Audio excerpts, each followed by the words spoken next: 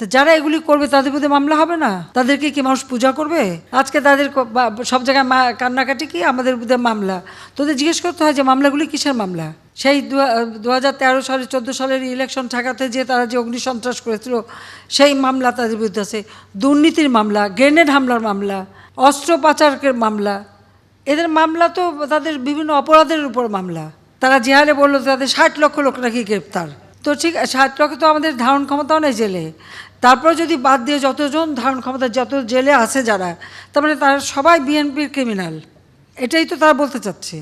তার মানে এই বাংলাদেশের যত অপরাধ সে অপরাধের সবই করে বিএনপি।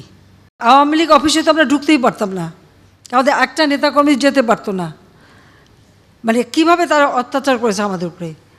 আমরা তো তার কিছুই করিনি, আমরা প্রতিশোধ নিতে ব্যস্ত থাকিনি। আমরা আমাদের সব শক্তি মেধা লাগাচ্ছি দেশের মানুষের উন্নয়নে, দেশের মানুষের জন্য কাজ করতে।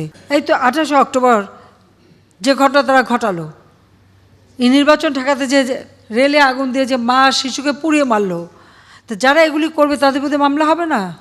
তাদেরকে কি মানুষ পূজা করবে?